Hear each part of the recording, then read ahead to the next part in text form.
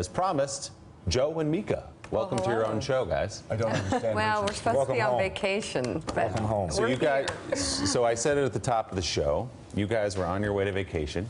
You had tickets to the Red Sox game. It's going to be a good one. David Price was pitching. Yes. They beat the Twins last night. This was a great tragedy. You're going to bring your kids up there, but it was going to be a circus, and you didn't want to deal with it. Instead, so it was me, TMZ, and my dogs on the street. So I asked you to come back, so I appreciate you coming in to talk about it. Mika, what's been going on the last 24 hours? You know what? I think it's been fascinating and frightening and really sad for our country. I mean, I've been getting a lot of texts and hearing you all talking. Thank you. I'm fine. My family brought me up really tough. This is absolutely nothing.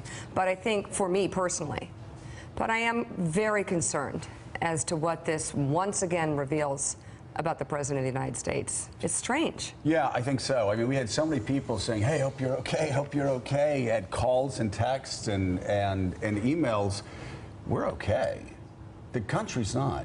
I mean, that was when you know, it's so funny. Yesterday, I actually asked Mika. It was like 8:45, and I know this will shock you. I said, I'm really tired. Can I skip class? Can you do the last 15 minutes of the show? And everybody came in and ran and showed me the tweets before she came downstairs. And I looked at them, and I was like, this has to be a joke.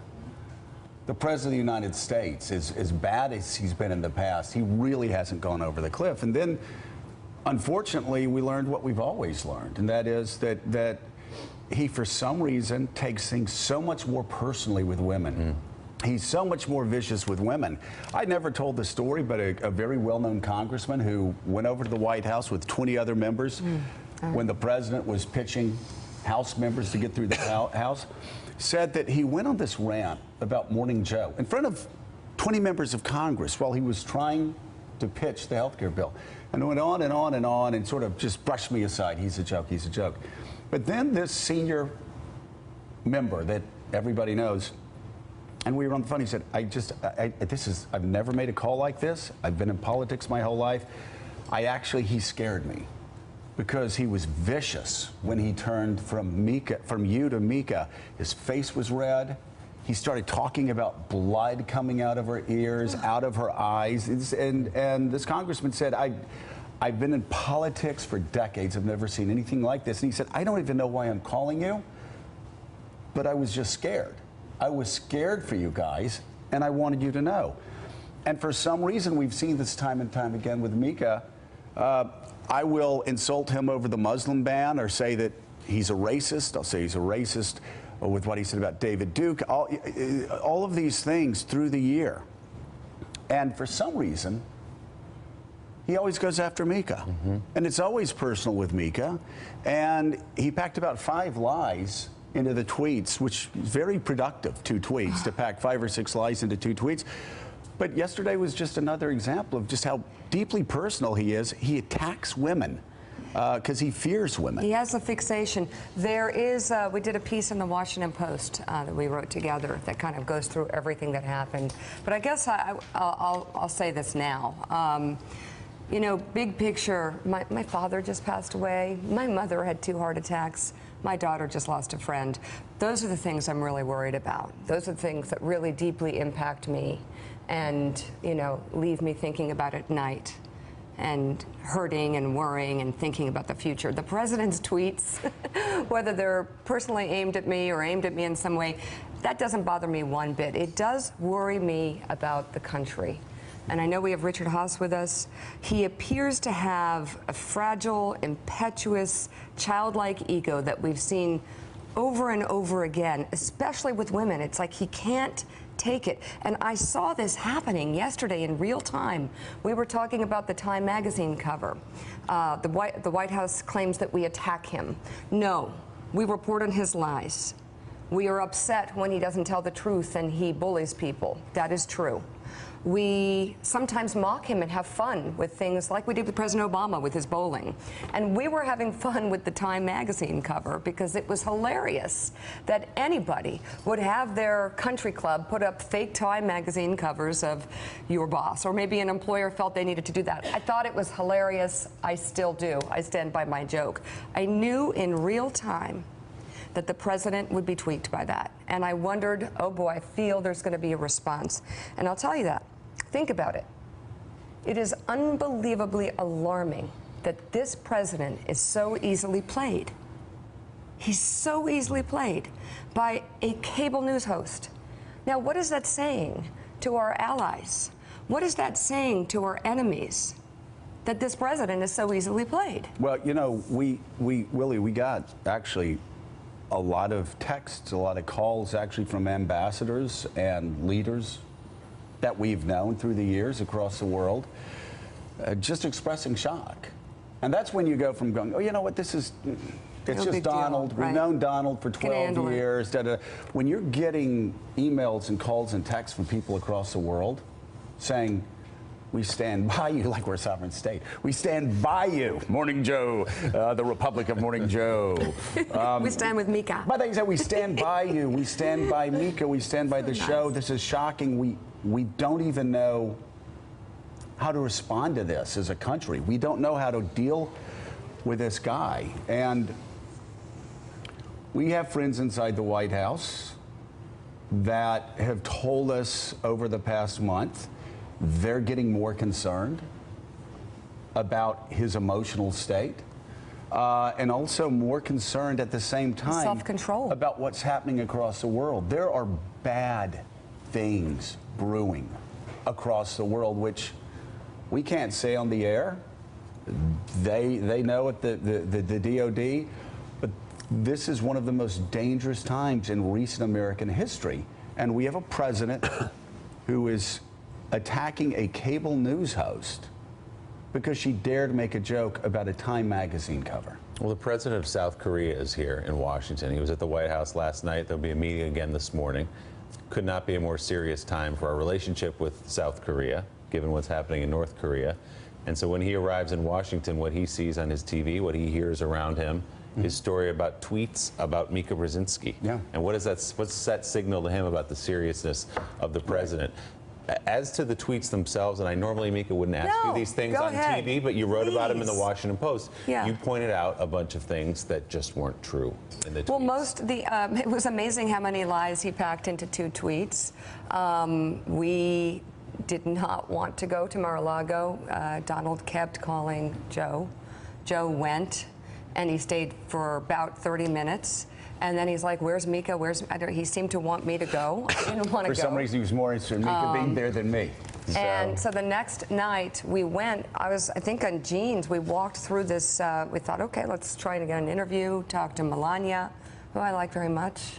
And we were like shuffled into a side room. It was actually a bedroom, talked for 20 minutes.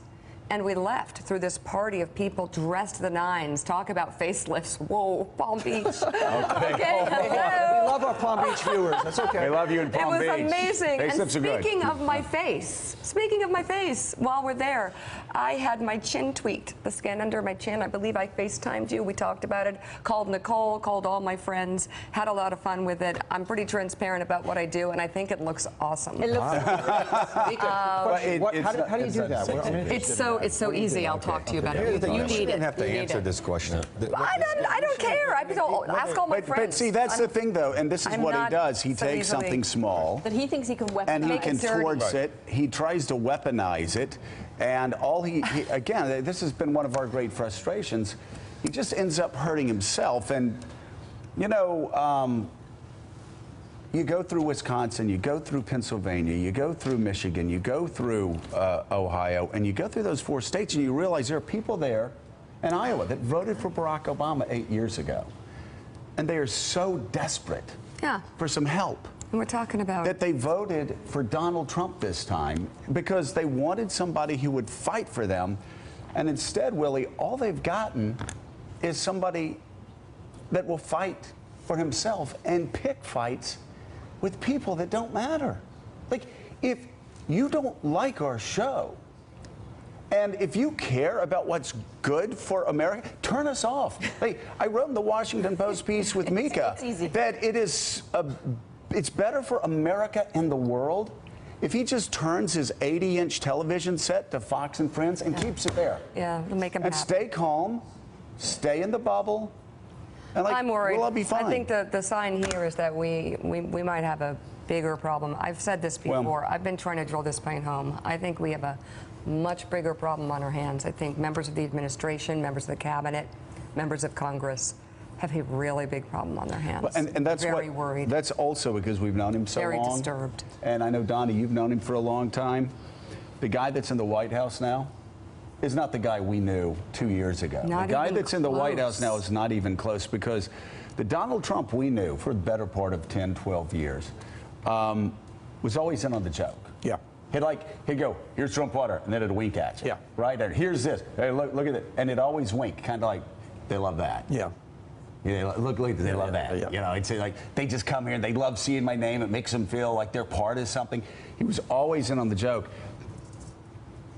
Without getting into great detail, I will just say that somebody at the top of his campaign last summer said to me, we're all really worried about his emotional state. Yeah. But this is our analysis. He's changed. No, this isn't our analysis. I'm telling you what mine. somebody said. Yeah.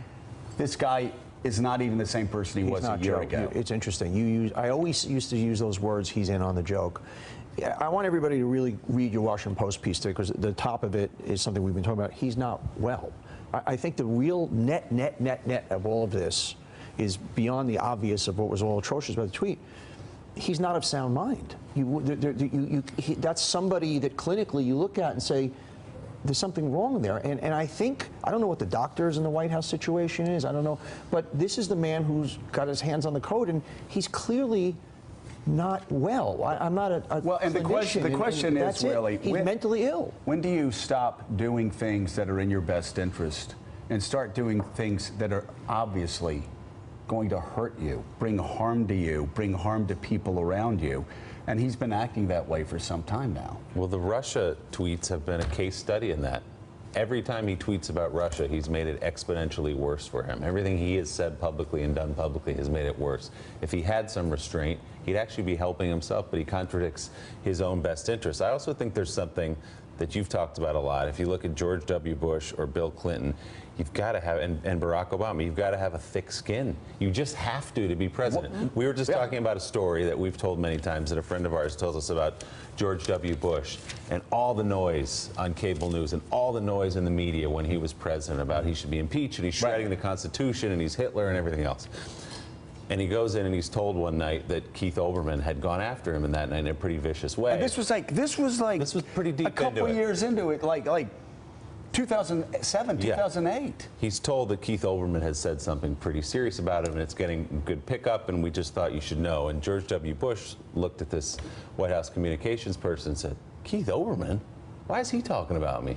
I said, well, you know, his show every night. He's like, he does Sports Center. I love that guy. I love that guy. The point of the story being, you've got to block out the noise and do your job and not worry about what's being said around. I was telling Willie You know, about this piece of video I way watched past yesterday of JFK in '62, just after the Bay of Pigs, and he'd been hammered by the press. And he's on this video and he says, listen, I've just had the most brutal time. The press is terrible to me. He calls them abrasive. And he said, but thank God I have that, because Khrushchev doesn't have that kind of workout every day, and it's making my presidency better. What a night and day reaction to what it means to have a press that is free, open, and questioning of the presidency. And Richard, talk about the crises that are breaking out across the globe. And we're not even counting you trying to grow a beard before the 4th of July weekend. Big crisis. No, but I mean, the fact that he can be played so easily, that he lurches at a morning cable news host, and since he's obsessed with women in a way that makes him feel even more scathed when a woman mocks him, what does that say to our enemies and our allies and our allegiances and developing relationships around the world? And could that perhaps be why he was so rude to Angela Merkel, a woman that many call the leader of the free world now?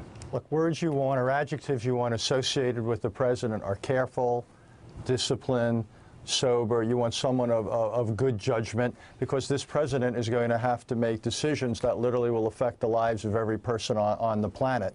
So you almost want, not almost, you want the president to have that in the back of his mind before he says or does anything. But what worries me here in the foreign policy sense is I don't want a president who's susceptible to flattery. And this gets at the Saudi visit, where I think the United States was way, way, way too much in the direction of the Saudis and others. And this could drag us, I think, into an unwarranted conflict in the Middle East. And I don't want a president who's thin-skinned to criticism. I want a president who can brush off both the flattery and the criticism, because both are going to come at him fast and furious, day in, day out. And you want someone who can remain calm when nobody else is. That's what we need. Here we are today with the South Korean president at the White House. Yep. This will be the single most important national security set of decisions he's going to have to make. And literally millions, I'm not exaggerating here, millions of lives in that part of the world, possibly in the United States, will be affected by what it is the United States doesn't do and how it does it. So the stakes couldn't be larger.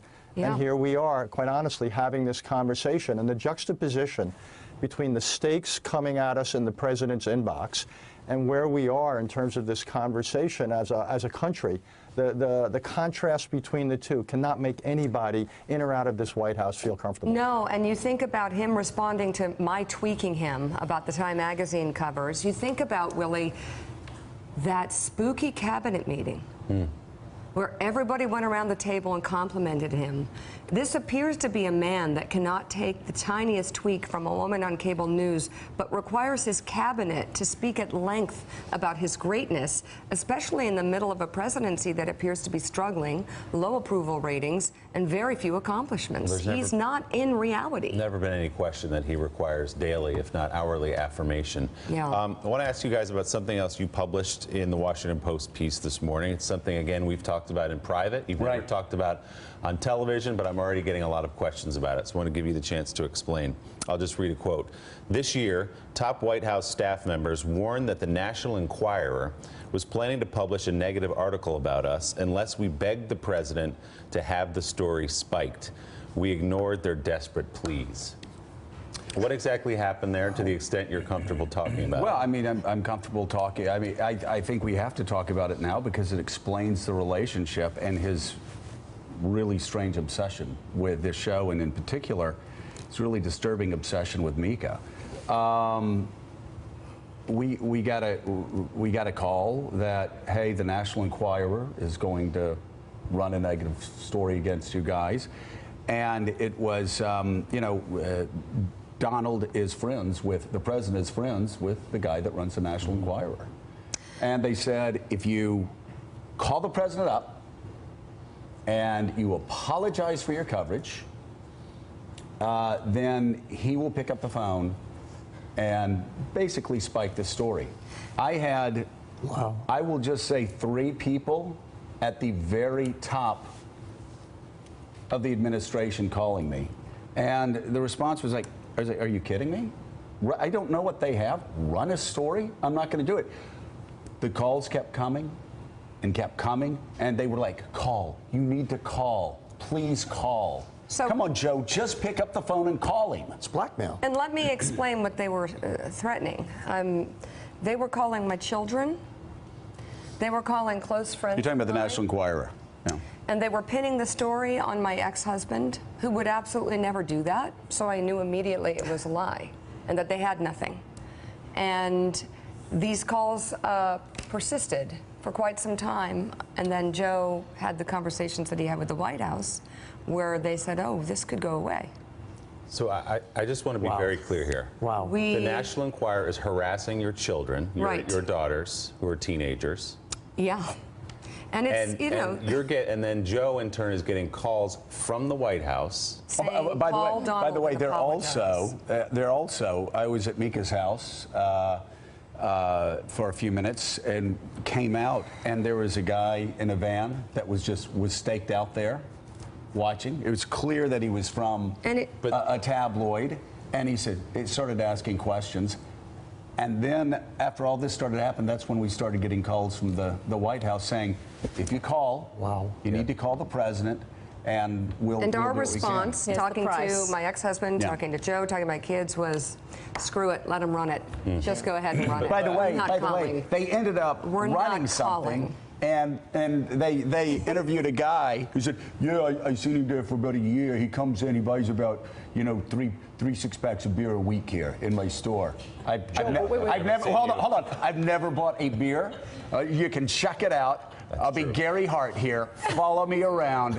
I've never bought a beer in my life. From a convenience store, right. from a bar. I wish it was, Joe, what you just said was is funny. forget it. I don't want to talk about tweets anymore. Right. What you just said is one of the most frightening things I've ever heard. Well, this is what we got. Basically, that this story is going to run unless you grovel to the president, and then the president will kill the story. But not just the story run. We will stop we'll have the National Enquirer stop have harassing taxes. your children if you grovel to the You president of the know, United States. and what makes it even worse for them is Donald Trump called me during the campaign and bragged about his friend who ran the National Enquirer. He said, and it'd always say, have you seen the Ben Carson story? Have you seen the Ben Carson story? Have you seen that story in the Enquirer? And then he would talk about it. Did they do the JFK story too? I don't know if they did the JFK story too, but there were all these stories that were planted in the National Enquirer for people that Donald Trump wanted to attack. And then he would talk about it on the campaign trail. So when we heard, he said, oh, so we've gone from campaign mode to now trying to attack us. And of course, go ahead. We were like... The Ted Cruz JFK story was the National Enquirer. That Yeah. his father was involved somehow. Yeah. I mean, Harold, I know you've held elected office. I know you've held town hall meetings. I know you've had people come up to you and like grab you and say, I need help. I need help. You know, we're not able to make ends meet. We're not able to pay our... And there's so many Americans like that. And I mean, how do you explain to them what's happening in the White House when top White House aides are dealing with tweets, or top White House aides are dealing with reporters trying to do whatever they were trying to do on the National Enquirer? It's just horrifying. You can't deal with it. First of all, I thank you for coming on this morning and answering and responding to this. It's a shame that you had to, that the president of the United States... You're telling me I missed a good Red Sox game last night at Fenway. That you would have to go through this. But again, I come back to where we started. Who are you we okay? I'll be okay. Are you sure? I'm not going to make this about me. We got to tell the Chris Lick story. It's a wonderful thing, but I think there's a seriousness to this. Donnie raised it at the beginning, then raised it again about if the president to call someone, so I will make something go away in the press if you call me and bow to me or kowtow to me. The fact that his response, because he's upset about the way he's being criticized on health care and taxes and infrastructure and foreign policy, is to attack Mika personally. We as a country have got to figure out, who are we? What have we become if we allow this to be the leader and the spokesperson from whom we are, and how we project ourselves as a nation? And I think more importantly, it's a really terrible proposition we find ourselves having to deal with this morning. Touching on what you said before, and I heard you say this, it's not just we as a country, it's those of us who have called ourselves conservatives for our entire life, and those of us who have called ourselves Republicans for our entire life. When he's obsessed the way he is on the small things he's obsessed with, what happens to a health care agenda?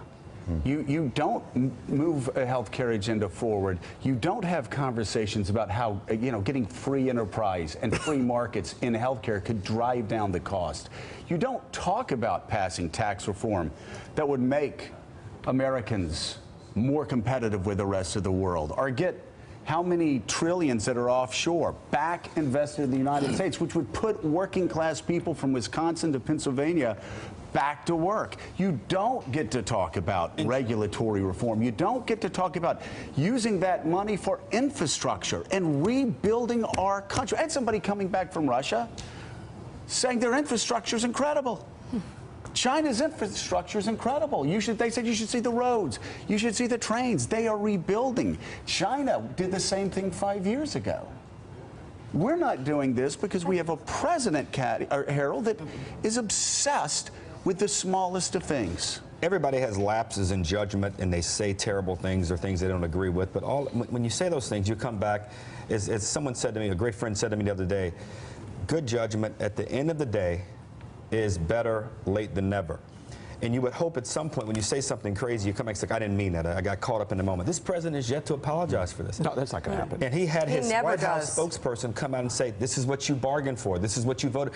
I don't believe the country voted for this. No. No, they And didn't. I'm so They voted curious, for and people's I lives to can't. get I better. want to see how we as a nation, the fabric and the texture of whom we are, respond to this. And I'm hopeful and prayerful that the answer resembles the tone this morning and resembles you didn't show any courage because you are who you are, and the Brzezinski family is what the Brzezinski family is. But I hope the country shows that we won't stand for this. By the way, because it's an awful, awful thing. We show absolutely no courage here. I mean, we get paid well. We've got the job of our dreams. We've got the best life that, I mean, coming from where I came from, my dad Very was blessed. unemployed for 2 years, couldn't find a job And Joe, you driving just learned across to the read Southeast. 6 months ago. Yeah. It's an And I amazing- did, coming from where I come from, I did just learn to read just a couple of months ago.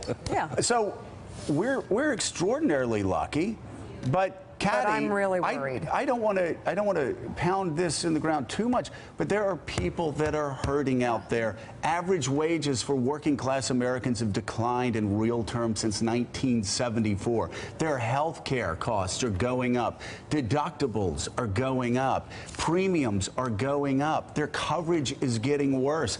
Our corporations that employ millions of people can't compete with other corporations across the world as effectively because our tax rates are higher. Our infrastructure is crumbling. Our airports are a joke. Our bridges are collapsing. That's what matters. And that's what's not getting done in an age where the partisanship is so harsh that Steve Scalise can get gunned down at a charity baseball practice. And yet a week later, 2 weeks later, the President of the United States is amping things up and making the political environment all the more dangerous. For years, America's been ungovernable. And, you know, Richard spoke about the crises facing us around the world, but you also pointed out something else, which is the opportunities other countries are seizing. While America is standing still, in terms of infrastructure building, creating more jobs, getting its manufacturing industries going again, other countries are moving forwards. They just are. And there'd been some speculation that when the president came into office, because of him saying that he's a deal maker and because he had the Republicans in the Senate, because he had the Republicans in the House, he would actually be able to break the gridlock, that this was the president perhaps who could get things moving because he had all of the power in one party's hands and because he billed himself as a deal maker. And instead, his administration is caught up day after day in trying to clean up yet the latest tweet that is occupying everybody's interests and airtime and making it harder and harder for members of his own party to do business with him. And Mika, I've got a 13-year-old daughter. You've got 2 daughters.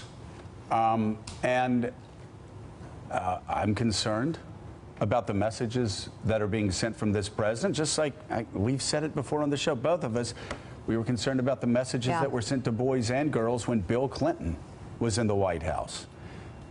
But now especially, you have women that are constantly degraded. Yeah. You are constantly degraded by the President of the United States whenever he attacks us. He doesn't attack me, he attacks you. You can look at, we had Katie Tur on. You can look at what he did with the pageant queen, that he fat shamed. You could look at what he did with Megyn Kelly. You can look at what he's done time and time again. And by the way, we're not even saying about what he said privately. This congressman saying that he went into a rage talking about you and blood to 20 congressmen that he was actually whipping on the health care bill in the House. What does this say to young women and young girls? And what does it say about the women in the White House that won't step up and speak out against this abhorrent He's in behavior? the middle of a phone call and he starts leering and smiling at an Irish reporter who he finds attractive. This has brought us back like 30 years. And I do think women in the White House need to know their value and step up and understand that they need to set them straight. So do the men. I've got to say also, I just want to bring one name out, and I'm sorry to name one person, but I'm going to name her because she's been around Washington for a long time. She's been a friend. We know her, but Elaine Chao. She's been there before. She will be there again. Somebody like Elaine Chao needs to speak out the next time this happens. She has a voice. It's not enough anymore to say now's the time. he's new to the job. Yeah, no. And that's what she said.